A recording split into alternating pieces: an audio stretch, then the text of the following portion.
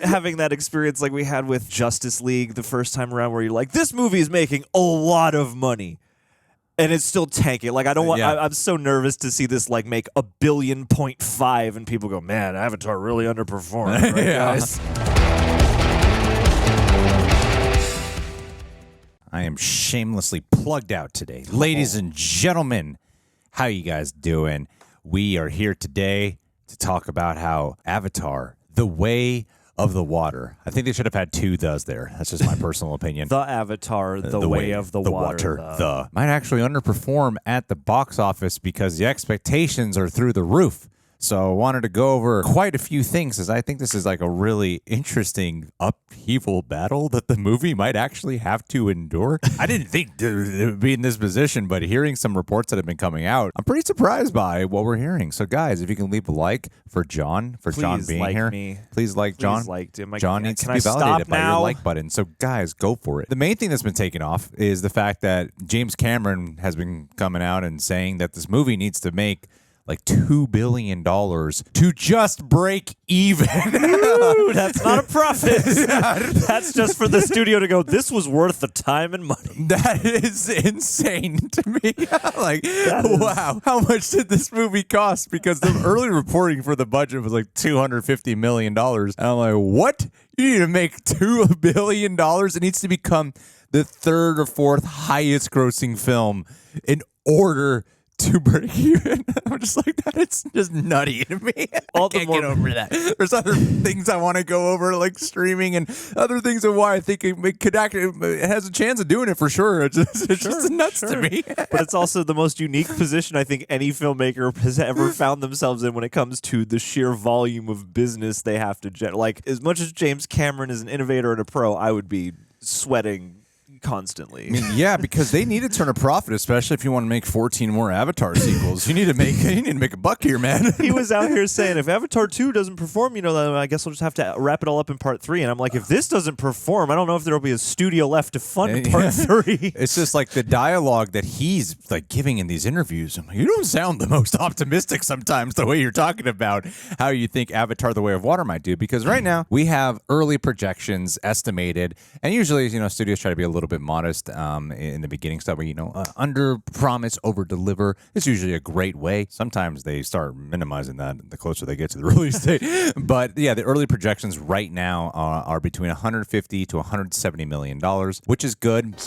Yeah, it's not like some of these Marvel movies that have like an early projection that can be a little bit higher. Still, you got to keep in mind $2 billion. Now, there's some good things here that can get them to there. All right, like I was looking through some numbers, and they don't really have any competition for a while. All right, that's a great thing. Avatar makes for a great holiday experience. The first one came out around the holidays and did well and had a really great run. Also, it's getting a release in China, which should definitely help it have a good boost. The trailer for Avatar: The Way of Water, the first trailer, had like, I think 148.6 million views on it. So if every one of you buys a ticket, it'll break even to that 2 billion mark. I think it'll be like, it'll be above 2 billion. If every one of you buys a ticket, an IMAX or a 3D ticket especially, it should do well. And this is one of those rare films where you say 3D and people might be like, you know what? Yeah, let's go see this in 3D. I actually might want to do it, which will help boost ticket sales. Now, there are some things that have changed, though, in the last 10 years. One was the amount of trailer views that the movie was getting. The interest, was that just because, Avatar's back? But what is the overall reception to it? Like, yeah, this does look gorgeous, but are people dying to see this in the theaters? Secondly, to make that money, to make a profit, you have to have people who really want to do repeat viewings of it. Yes. That's how movies like Spider-Man: No Way Home almost made $2 billion during the pandemic, because the people kept going back to the theaters to watch that film. Same thing with Avengers Endgame. It did great. Like the first Avatar movie with its re-releases combined, this close to making $3 billion. Like very, very, very close. With Avatar: The Way of Water, like we're very excited for it. Yeah. I think it looks just gorgeous. Yep. It looks absolutely gorgeous. It looks like a massive technological innovation and something that levels up significantly from the first movie. But a common thing, not everyone feels this way, I'm just saying this is a common thing that you hear about, that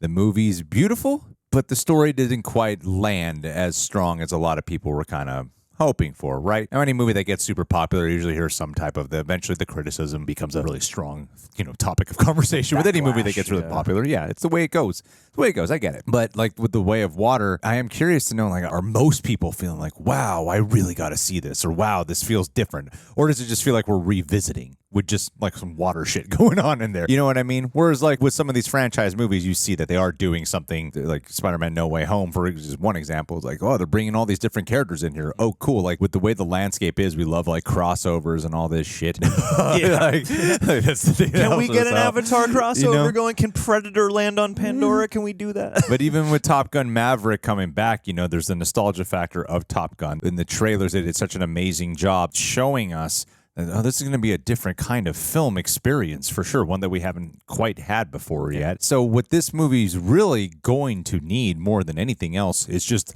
the best goddamn word of mouth that has ever existed, right? Absolutely, yeah. Like this movie's going to need insane word of mouth because when Avatar 1 came out, that was the thing. It was the word of mouth. I had never even seen a trailer. A trailer reacting guy had never even seen the trailer for it. And I went because I just love James Cameron movies. And I was like, yeah, I got to watch it. Everyone won't shut up about it. So I got to check this movie out. I went because of that. And a lot of people went to watch Avatar because it was such a unique experience. But, it's like, as great as this looks, that unique factor has definitely diminished now that we've gotten used to the world of Pandora, Yeah, and more, like, really effects-driven films. It's like you have the first Avatar coming out at a time where I think everybody grasped the idea that, like, wow, this is a huge technical innovation, so we can cut the story some slack. And some people like the movie's story, but a lot of people gripe that it's, Ferngully or any number of other things. And I feel like one thing that worries me, as beautiful as these trailers look, and as much as, like, the time passage I feel like is a help because anybody who's a bit interested in the movie business probably can sense that there's been a lot of innovating going on in this movie. There might be enough time to build that nostalgia for 2009, but people are also looking at this trailer and going, the first trailer, the teaser, the final trailer, none of these really give a sense for what the story is aside from something that looks a lot like what we did the first time. And that's the big thing that worries me for this movie because we've sat here and gone, this looks so beautiful. The cultural aspects that made the first Avatar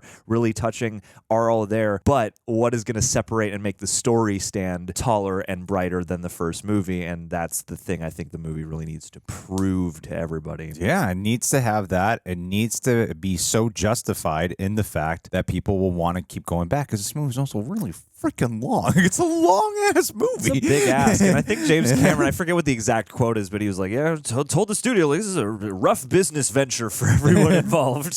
That's a thick ass runtime, man. Yeah. And so the movie has to justify, people wanting to keep going back to re-experience that. And then, of course, the other main topic is streaming is way more prevalent than ever, especially during the pandemic time. We've become more selective now of like, it was already a thing, but it's more of a thing now of like, do I really need to go to the theaters to watch this? Yeah, and that has certainly affected the big spectacle movies, and certainly with movies that don't have maybe as appealing of a story from the outside looking in, people would be inclined to wait for streaming. And I feel like Avatar does have ground to make up in that there is a camp of people who are probably not that enthused and are going to automatically decide to wait. This movie has a chance of having great legs for many, many weeks to come. Even though the first one made close to $3 billion, again, re-releases combined made like $2 billion on its original release, I believe. Because it became like the #1 highest grossing movie of all time. So I'm rooting for the film. I'm rooting for the film.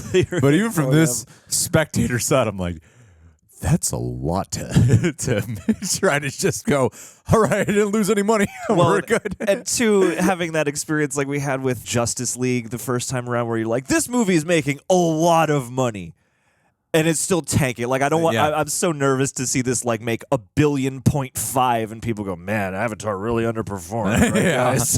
You could feed a whole nation with the grosses, but it's failing at the box office still. Do you guys think it'll generate like a serious profit? Do you think it'll come close to matching the profit that the first movie ended up making? That's a tall order right there, $6 man. billion. And there's a lot of things working against it. So to think about, oh, wow, this movie might actually be getting all those reports that I see about Wakanda Forever and Black Adam all the time. Just on the biggest possible imaginable scale. I don't want it to, though. No, That's I the want thing. them to win. I don't want them to. As much as I have dogged Avatar in the past, I really hope they succeed because this is exciting. I think they can do it. I'll be more than happy if they do. Guys, leave your thoughts down below. Be sure to subscribe, leave a like, click that bell, and keep a lookout for when we do have our Avatar The Way of Water review.